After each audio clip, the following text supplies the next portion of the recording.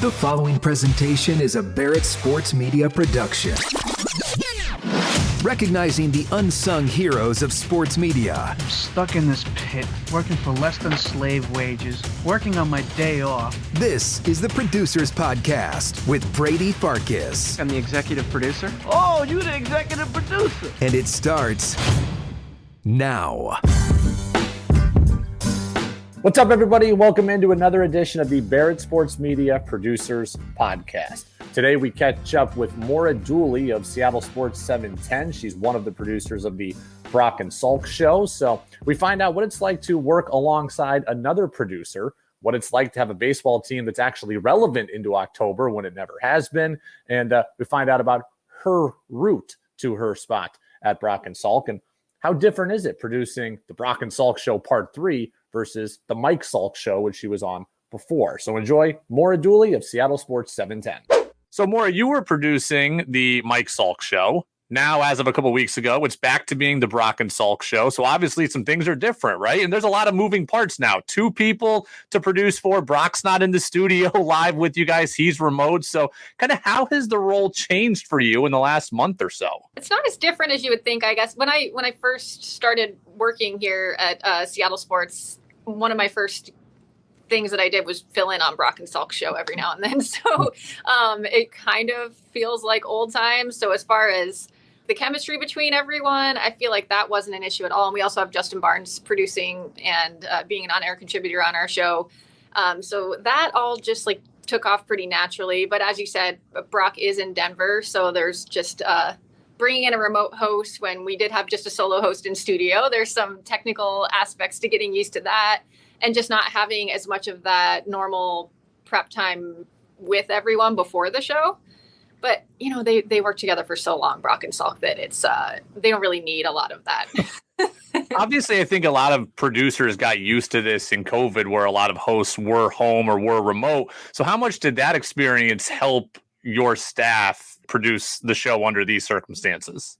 I think a ton. Because, yeah, I worked on a previous morning show with Danny O'Neill and Paul Gallant, where Danny was doing it from New York. And then, yeah, a ton, like there was a huge stretch here where we producers were just in the building pretty much by themselves running shows with hosts remote. So, and I even worked on a show where so the hosts weren't so technologically savvy. So sometimes we were only communicating through email or text. And so, yeah, now we have gotten to the point where we have everyone on Teams, we have video on iPad, and you can see everyone. And it's, I think we've kind of mastered that. So it definitely is very helpful that we got used to that before this change happened.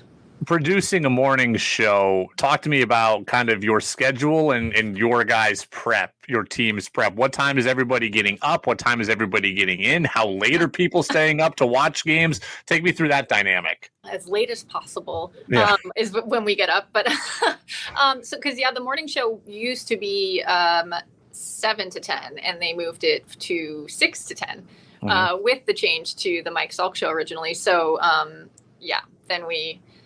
it was already an early wake-up call. Now I think we all get up probably around 4, if not a little bit before that. So we do a ton of our prep work at night. I kind of call it like I have homework. Mm-hmm. I feel like if I make plans that night, I'm like, well, I got to go home and do my homework. But it's just so much easier to have that knocked out so that we can kind of sleep in a little later. I don't want to get up at 3:30 in the morning. So, yeah, we have a running email where we all send ideas back and forth. I cut a lot of sound. That's usually my contribution because I just think generally Brock and Salk both have a lot of opinions already. I don't feel like it's my job to kind of come up with the ideas as much as it is just to have things to back those up and things to bounce off of for them. So my emails the night before tend to be a lot of sound for them to go through and decide what they want to use. You know, I've only ever worked in small and mid-level markets, so I've never been in a spot where there have been multiple producers on one show. When you mentioned working with Justin, how do you divvy up the responsibilities between producers, and both of you contribute in ways on air vocally? So kind of who's going to talk when and how often should we talk, et cetera? What's it like producing with another person? Yeah, I mean, it's new to me too. It's the only show that we have that on right now. but Justin comes with a ton of experience in radio too, but kind of more on the FM, like music and just working with Jubal. We've just like kind of taught each other things, I think, and it flows really well. So I'm on the board and running that, and so that I think that's another reason why I handle a lot of the sound, and I know a lot of the cuts that are in there already. And Justin does a lot of putting together. He's really good at putting together montages and just like funny little bits that we can play throughout the day. We're really lucky to have hosts that encourage us to chime in. They always tell us, like, don't feel afraid. Don't ever feel like we're going to be like, why did you jump in there? Shut up. Yeah, we never really talked about that. It's always just kind of flowed naturally. You can kind of see from our vantage point when someone turns their mic on, and we try not to step on each other. But yeah, it's been a pretty natural chemistry as far as when we decide to speak up and add something to the show. You can kind of tell when the hosts are in like a deep debate or discussion that they don't really need us to chime in, but there are times where we can maybe pose a question to move the conversation along, or just kind of lighten things up and make fun of them a little bit or have some fun. I grew up in Washington. I'm a diehard Seattle fan. I'm hoping by the time this airs, the Mariners have advanced in the playoffs, but it's got to be an interesting dynamic for you as a producer, especially who's cutting a lot of sound in that your job is probably a lot more busy than it's been the last few years. And that now you look, the Mariners have been irrelevant at this time of year for the last 20 years, and the Kraken didn't exist. So here we are, full football season, but also baseball that matters, hockey that's about to start mattering. So I got to imagine there's a lot more to your job maybe than there might have been 3 years ago. Yeah. I mean, but it's welcome, right? Because of course. Usually as a producer, you hate that time period, especially in a city, like you said, where we didn't have hockey before and we don't have basketball. You dread those lulls where there's like not a lot going on. So it's kind of a good problem to have that now we're having to try to figure out, well, we're not going to go wall to wall Seahawks here. We need to talk about the Mariners, or we might need to squeeze in the Kraken. So it's nice to have all of that to get to. And man, this city is so excited about the Mariners right now. And it's such a role reversal because there's still excitement around the Seahawks, but it's not Geno Smith at quarterback just doesn't have the same ring to it. And he's been doing really well, but there's just a different level of interest in Geno Smith leading the team than there was when Russell Wilson was. Now there's a lot of interest in how things are going to go for Russell in Denver. We've been doing a lot of kind of checking in on your ex type segments because there's some people that seem to want to see him fail there. Plus, you're going to get Denver's draft picks. So you kind of don't want things to go well there. So yeah, there's been plenty to get to. A lot of options for us right now. What's your background? How did you get into the business? How did you end up at Seattle Sports 710? So my background, I interned at a couple of radio stations, a radio station and a news station on the sports side. I lived in Colorado before I moved here. And I knew that I wanted to break into sports, but wasn't sure how I was going to do it. When I moved here, I kind of just wanted to change. And I followed a boyfriend at the time. He was a chef and moved here for that. And so I kind of was like, well, I'm doing it backwards from what a lot of people do. A lot of people start out in a smaller city and work their way up. So how am I going to get my foot in the door? And I ended up taking a job doing overnights on our FM news talk station. So working 10 p.m. to 5 a.m. and mostly just cutting sound for like a political talk show in the morning. That was rough. And then working at restaurants during the day. So not a lot of sleep. But I knew that I could probably get my foot in the door that way. So I just kept telling my boss, like, I really would love to get on the ESPN side at one point. I'd really love to get on that side.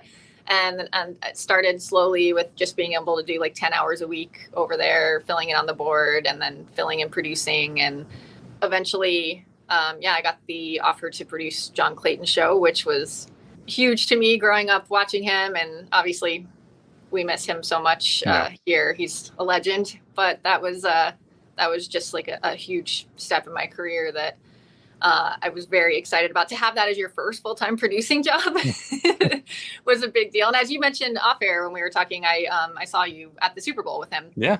So getting the chance to go to a couple of Super Bowls, it was just more than I could have ever dreamed of. My John Clayton story is that I have a University of Houston mini helmet that was meant for him that I now have. That's my John Clayton story. So it was the Houston Super Bowl, Patriots and Falcons, the 28-3 game.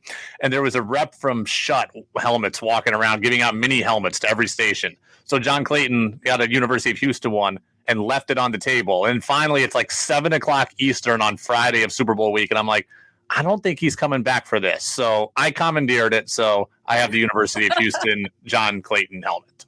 Nice. Yeah, I think I ended up with a lot of that stuff. People gave him a ton of stuff, and he's like, "You want it? I don't need it." But he was great. We certainly do miss him. I hate that I have to ask this, but it's kind of the obligatory question. What is it like to be a woman in sports media? I think it's becoming less and less of a thing that stands out, which is nice. But there are times where it feels a little bit lonely. I can't lie. There's times where maybe I go to like a Seahawks practice or something, and you're happen to be the only woman there that day. There's still not a lot of women covering the team, and just seems like there's maybe sometimes kind of like a clique of reporters or something that happened. I mean, and it's not their fault that you are the only woman and they happen to be all male, but sometimes you feel a little left out. They're all chatting about what they see and everything, and you're just kind of on the outside. But I just think that, like I said, it naturally happens. I'm not there all the time either, and a lot of those reporters are there every day. So there's maybe little things like that, but overall, I really do feel, I feel like a lot of those stigmas are going away, that there's more and more women working in sports every day. We have Stacey Rost at our station is a full-time host here. She's excellent. And we've had a lot of women that I've worked with. We had, I think, like 4 or 5 women at this station at one point. A lot of them have like moved on and are doing other big things. But I think that our company here at Bonneville has been really supportive of women in sports. And I've really had mostly positive experiences. And I really thought it was amazing that John Clayton, with all of the just experience and accolades that he had, was totally on board with just someone that it was their first producing him, and had no problem with me being a woman with not much of a resume. What would be your advice to young or new producers? Just be willing to kind of do anything and everything. You have to learn. You can't just come in and expect to produce right away. You have to learn how to do the board. You have to learn how to cut sound. You have to learn how to do kind of all what some people might consider grunt work first. And then, just staying up on everything. I'm constantly scouring the internet for stories we may have missed, or, unique sound. I think when Richard Sherman first started doing his podcast, it hadn't really made the rounds yet. I don't think a lot of people knew about it. And I found some good sound on there of him kind of like tearing into what Pete Carroll and the Seahawks were doing at the time, and saying that they'd made some wrong moves. And, that did so well on our station. People still really care a lot about the like Legion of Boom era guys and what they have to say out here. We turn that into stories on our website. So I think you just have to be, definitely, like I said, just make yourself invaluable. Make sure you can do a lot of different things, but just also as a producer, I think the main thing is making sure that you are bringing all of the latest news and information and sound and anything that your host can use to be the most relevant, come up with the most interesting conversations, and then just make it fun too. You gotta let loose. I think at one point we had they on the show asked me if the Mariners won 10 games in a row, if I would sing. They were always trying to get me to sing for some reason, and I didn't want to.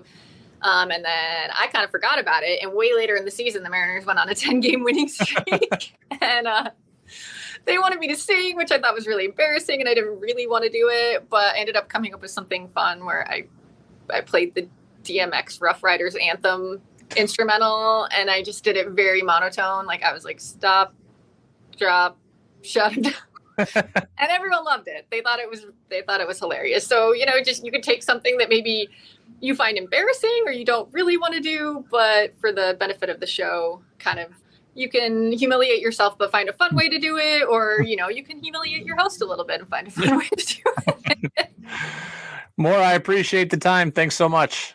Thank you. All right, thanks to Maura for joining us as a frequent listener of Brock and Salk. Yeah, the whole trying to get Maura to sing storyline, I'm very familiar with that. She's right. Sometimes a producer can be best served finding a way to poke fun at themselves, but also poking fun at their hosts also. So interesting stuff there, including that Brock is not only not in studio, but not even in Seattle. He's actually out in Denver. And she's right. I think the COVID pandemic certainly got all producers able to adjust when their hosts are not actually in the building. So producing has taken many forms in the last 2 years, and Maura, one of many great producers in this business. So hope you enjoyed Maura Dooley, and we'll see you in the next episode of the Barrett Sports Media Producers Podcast. You don't want to believe it, but maybe the show is over.